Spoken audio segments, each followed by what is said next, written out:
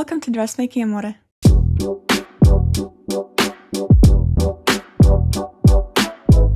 Today, I want to share with you how to sew this stunning drop waist dress. I've been wanting to make a drop waist dress inspired by this ballet silhouette for the longest time, and I'm just in love with how gorgeous this one turned out. It has a beautiful wide boat neckline, and you can make a low back version like I did here, or a regular scoop back, and the elegant fit and flare style is actually perfect for utilizing small amounts of fabric that you may have here and there, and combining different textures, which makes this design even more beautiful. Of course, we'll be using my Giselle dress PDF sewing pattern, so to follow along, get yours at the link below in the description and use this code on the screen for 50% off the pattern for the first 24 hours. Here are the materials you'll need. And please refer to your instructional booklet that comes with your pattern to choose your right size and print and assemble the pattern perfectly, as well as follow the cutting instructions. All the steps for the whole sewing process of the dress are in there as well. Now here's a quick visual guide on how to put together your printed pattern. The letters in the top left corners indicate the rows, and the numbers indicate the columns. The circles in the corners will help you match the pages. Now cut the pages according to the frame to assemble the pattern, and only then cut the pieces out. For this dress, you'll need a stretch knit fabric for the bodice. I'm using a scuba knit here, and a woven fabric for the skirt, for which I have this textured poly fabric that I've had for a while now. And for the optional lining, I'm using a lightweight cotton. Our pattern pieces are the front, back, skirt front and back, and the skirt lining front and back. Okay, let's get to sewing. For our first step, we need to transfer our bust darts. For my fabric here, there's no difference for the right or wrong side, but for your fabric, you may want to mark the wrong side. Fold and pin the darts, and sew them using either a straight stitch or a narrow zigzag, whatever works best for your fabric. Now I sewed with a gray thread so it's visible for you, and now we can press the darts using a tailor's clapper to cool them.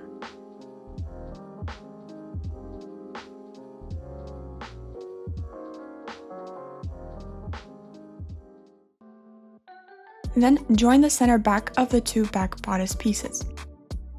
Next, place the front and back bodice pieces right sides together and pin the shoulder seams and side seams. Sew using a straight stitch or a zigzag, or use a serger or overlocker, whatever works best for your fabric. The seam allowances are included in the pattern for a serger or overlocker, which is 6 mm or 1/4 inch. Also, serge and overlock the armhole edges. Next, we want to place a clear elastic right next to the neckline edge from the wrong side of the fabric and serge the neckline edge together with that clear elastic. This will prevent the neckline from stretching, and it's important to make sure that you're not stretching the neckline or the elastic while you're sewing here. And again, I'm sewing with a light colored thread for better visibility. Nicely press and cool with a wooden tailor's clapper all of your serge seams and edges, and remember that all of your seams should be pressed and cooled in the process so that the threads almost meld into the fabric and it'll take away any waviness. Now there are a few ways of finishing the edges, but here I'm going to fold the serged neckline edge to the wrong side, 6 to 8 mm or 1/4 inch, and hand baste it in place all around.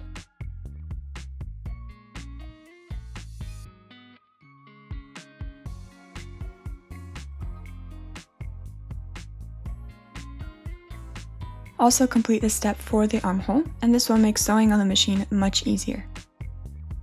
I tried this method on the armhole and I like how a straight stitch looks for this fabric, so that's how I'll finish my armholes and neckline.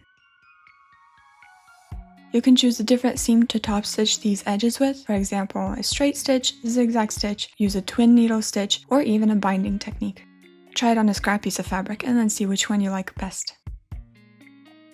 Take out the basting thread,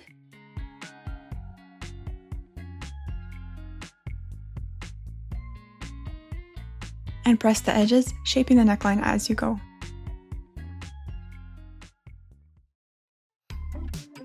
Now place the two panels of the skirt right sides together, pinning into one big circle.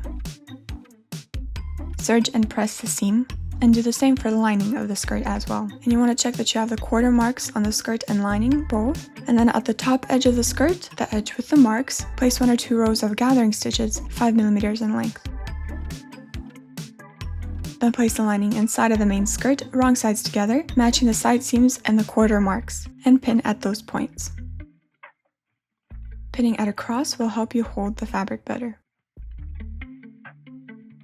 Then pull at the gathering thread to gather the skirt in between the pins. And sew the skirt to the lining with a long seam of 5mm. This will also serve as a gathering stitch later on.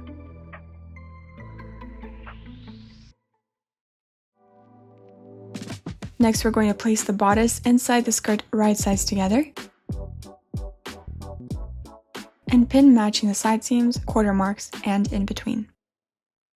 Gather the skirt to the length of the bodice edge just like this, and then sew the skirt to the bodice. It's important to not stretch the bodice edge here. The seam allowances are 1.2 centimeters or ½ an inch. Then serge that seam. Now we want to press the waistline seam allowances towards the bodice and take away the gathering stitch.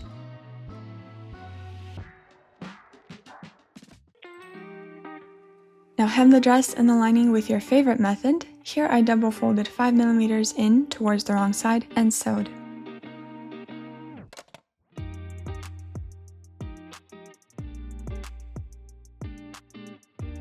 Then press your hem, and of course giving your entire garment a finishing press like always, we are done with our gorgeous Giselle dress.